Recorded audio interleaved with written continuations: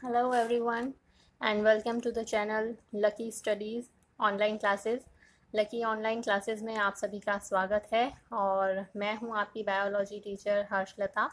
हम लोगों ने पिछले वीडियो में बात की थी मानव अध्यावरण तंत्र की और हमने ये देखा था कि मानव अध्यावरण तंत्र जो है मोटे तौर पर दो भागों से मिलकर बना होता है। पहला होता है त्वचा और दूसरा होता है त्वचा के उपांग। इसमें से त्वचा के बारे में हमने पिछले वीडियो में बात कर ली थी, डिस्कस कर लिया था कि त्वचा का स्ट्रक्चर कैसा होता है, इसकी सिग्निफिकेंस क्या होते हैं, महत्व क्या होता है। आज के हमारे इस वीडियो में हम लोग बात करने वाले हैं त्वचा के उपांग की।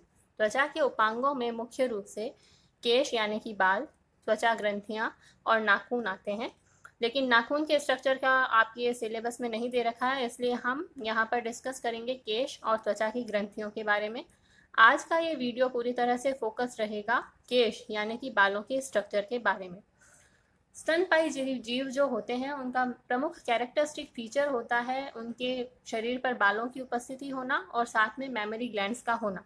तो ये दोनों ही त्वचा के उपांगों में आते हैं। आज के हमारे वीडियो में हम पहले बात कर लेते हैं बालों के स्ट्रक्चर के बारे में कि स्तनपाइयों के बाल जो होते हैं वो कैसे होते हैं, उनका स्ट्रक्चर क्या होता है और सिग्निफिकेंस क्या होता है। तो आइए शुरू करते हैं। मानव शरीर में या स्तनपाइयों के जो बाल होते हैं उनमें मुख्य रूप से ये देखा जाता है कि हमारे जो बाल होते हैं वो एपिडर्मिस की जो सबसे आंतरिक स्ट्रेटम मेल्पी की परत जो होती है उन कोशिकाओं की डर्मिस के अंदर धंस जाने की वजह से बालों का निर्माण होता है। या डर्मिस की कोशिकाओं के अंदर एपिडर्मिस की जो सबसे आंतरिक परत होती है स्ट्रेटम मेल्पी की, तो एपिडर्मिस की सबसे आंतरिक परत डर्मिस के अंदर धंस कर केश का निर्माण करती है। केश के अंदर हम मुख्य रूप से देखें तो 6 भाग पाए जाते हैं जिनसे मिलकर केश बनता है।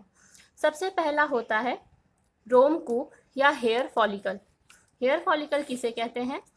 ये जो कोशिकाएं अंदर की तरफ धंसती हैं एपिडर्मिस की, वो डर्मिस के अंदर जब धंसती है तो सबसे नीचे वाले हिस्से पर फूल कर एक बल्ब नुमा स्ट्रक्चर बनाती है। इसे हम रोमकूप या हेयर फॉलिकल कहते हैं। इस रोमकूप में मुख्य रूप से दो परतें होती है। बाहर की तरफ जो परतें होती है वह डर्मिस की रोमीय परत होती है और अंदर की तरफ की जो लेयर होती है वो एपिडर्मिस की आंतरिक जो कोशिका होती है वो मिलकर बनाती है। तो इस तरीके से केश का जो सबसे आधारीय भाग होता है उसे रोमकूप या हेयर फॉलिकल कहा जाता है। इस हेयर फॉलिकल के बीचों बीच एक शंकुनुमा उभार पाया जाता है। ये शंकुनुमा उभार रोम अंकुरक या हेयर पैपिला कहलाता है। इस उभार के अंदर डर्मिस के अंदर जितनी रक्त कोशिकाएं होती है, रक्त केशिकाएं जो होती है, ये इस उभार में जाल बनाकर रहती हैं और इन रक्त केशिकाओं के द्वारा बालों के जो निचला हिस्सा होता है उसे पोषण की प्राप्ति होती है। तो इस प्रकार बालों के निचले हिस्से में लगातार इन रक्त केशिकाओं के द्वारा पोषण मिलता रहता है और बाल जैसे जैसे बढ़ते रहते हैं उनका केरेटिनाइजेशन होता जाता है और वो मृत कोशिकाओं में बदलता जाता है और वहाँ पर उन्हें किसी तरह का पोषण नहीं मिलता है। तीसरा प्रमुख हिस्सा जो होता है बाल का या केश का वो होता है रोम मूल या हेयर रूट। बाल का वह हिस्सा जो त्वचा के अंदर धंसा रहता है उसे हम रोम मूल कहते हैं।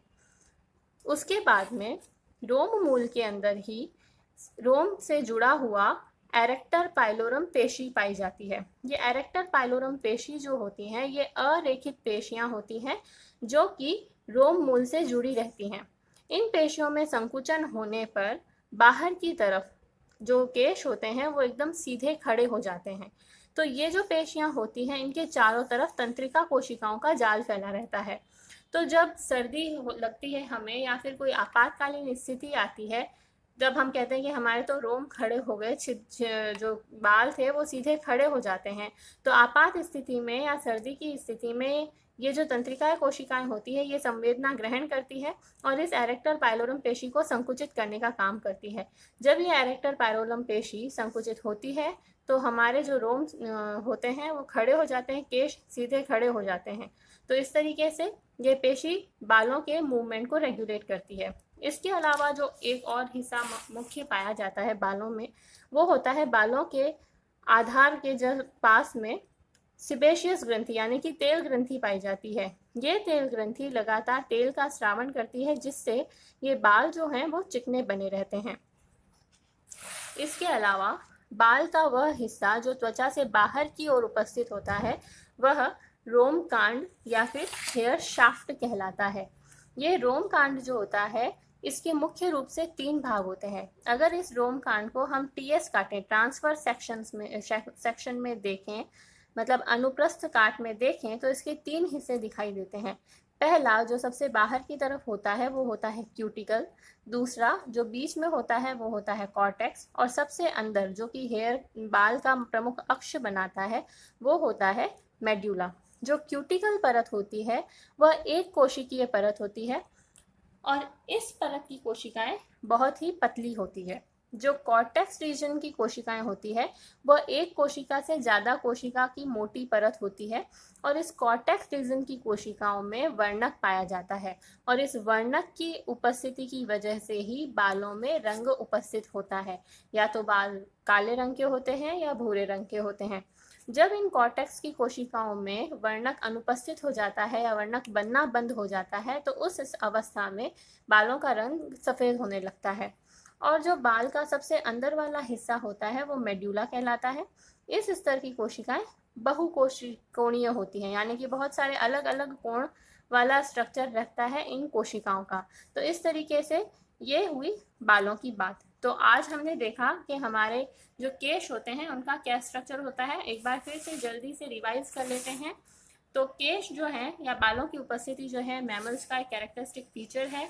केश जो है वो एपिडर्मिस की सबसे आंतरिक परत जो होती है स्ट्रेटम मैलपिगी, वो डर्मिस के अंदर धंसकर इन केश का निर्माण करती है। केश का वह भाग जो डर्मिस के अंदर रहता है या त्वचा के नीचे रहता है उसे रोम मूल कहते हैं। केश का आधारीय भाग बल्बनुमा फूली हुई संरचना का निर्माण करते हैं जिसे हेयर फॉलिकल कहते हैं। इस हेयर फॉलिकल के बीचों बीच एक फूला हुआ सा शंकुनुमा उभार होता है जिसे रोम अंकुरक कहते हैं। इस रोम अंकुरक में रक्त केशिकाएं फैली रहती है जो बालों को पोषण प्रदान करती है। बालों के पास आधार में ही एरेक्टर पाइलोरम मसल पाई जाती है। ये जब संकुचित होती है तो बालों का मूवमेंट होता है। आपात स्थिति में और ठंड की उपस्थिति में यह संवेदना के द्वारा बालों के मूवमेंट को रेगुलेट करती है। एक सिपेशियस ग्लैंड होती है जो बालों के आधार के पास ही पाई जाती है जो कि लगातार तेल का स्रावन करती है जिससे कि बाल चिकने बने रहें। और बाल का वो हिस्सा जो त्वचा से बाहर की ओर उपस्थित होता है उसे हेयर शाफ्ट या रोम कांड कहते हैं। टीएस के थ्रू देखने पर इसके 3 प्रमुख हिस्से होते हैं, क्यूटिकल, कॉर्टेक्स और मेड्यूला। तो ये थी बात केश की कि बालों का स्ट्रक्चर कैसा होता है। आने वाले वीडियो में हम डिस्कस करेंगे त्वचा की ग्रंथियों के बारे में कि त्वचा में कितने प्रकार की ग्रंथियां होती है और उनका स्ट्रक्चर कैसा होता है। होपफुली आपको ये वीडियो पसंद आया होगा। अगर ये वीडियो आपको अच्छा लगा तो इसे लाइक, शेयर और सब्सक्राइब करना ना भूलें। इस टॉपिक से रिलेटेड अगर कोई भी क्वारीज हो तो आप कमेंट सेक्शन में पूछ सकते हैं। Thank you. अंदर हम मुख्य रूप से देखें तो 6 भाग पाए जाते हैं जिनसे मिलकर केश बनता है। सबसे पहला होता है रोमकूप या हेयर फॉलिकल। हेयर फॉलिकल किसे कहते हैं? ये जो कोशिकाएं अंदर की तरफ धंसती हैं एपिडर्मिस की, वो डर्मिस के अंदर जब धंसती है तो सबसे नीचे वाले हिस्से पर फूल कर एक बल्बनुमा स्ट्रक्चर बनाती है। इसे हम रोमकूप या हेयर फॉलिकल कहते हैं। इस रोमकूप में मुख्य रूप से 2 परतें होती है। बाहर की तरफ जो परतें होती है वह डर्मिस की रोमीय परत होती है और अंदर की तरफ की जो लेयर होती है वो एपिडर्मिस की आंतरिक जो कोशिका होती है वो मिलकर बनाती है। तो इस तरीके से केश का जो सबसे आधारीय भाग होता है उसे रोमकूप या हेयर फॉलिकल कहा जाता है। इस हेयर फॉलिकल के बीचों बीच एक शंकुनुमा उभार पाया जाता है। ये शंकुनुमा उभार रोम अंकुरक या हेयर पैपिला कहलाता है। इस उभार के अंदर डर्मिस के अंदर जितनी रक्त कोशिकाएं होती है, रक्त केशिकाएं जो होती है, ये इस उभार में जाल बनाकर रहती हैं और इन रक्त केशिकाओं के द्वारा बालों के जो निचला हिस्सा होता है उसे पोषण की प्राप्ति होती है।